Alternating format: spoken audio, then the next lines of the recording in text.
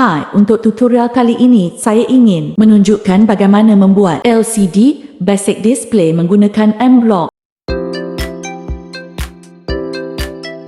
Pertama, anda perlu sambung wayar pada LCD, pin V, G, SDA dan SCL pada Mycest Iot Kit. 2.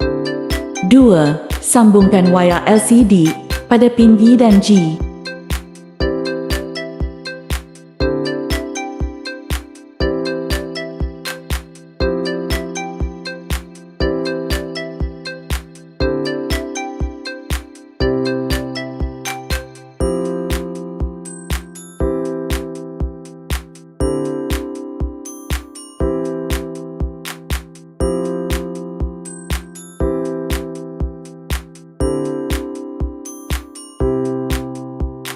3. Sambungkan wayar SDA ke A4 dan wayar SCL ke A5.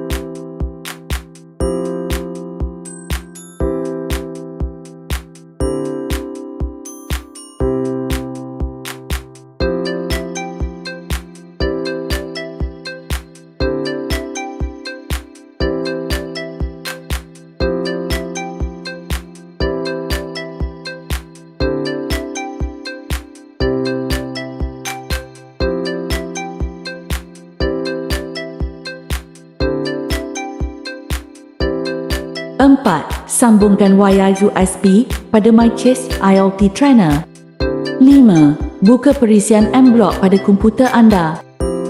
6. Ikut setiap langkah seperti di dalam video.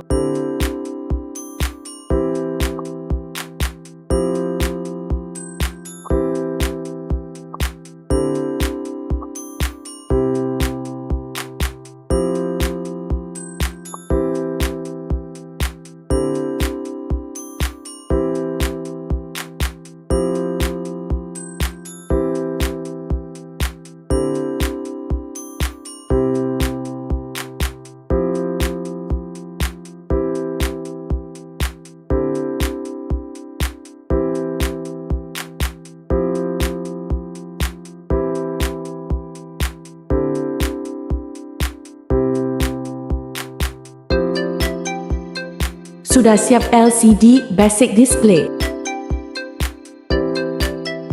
Terima kasih kerana menonton. Jumpa lagi di tutorial seterusnya.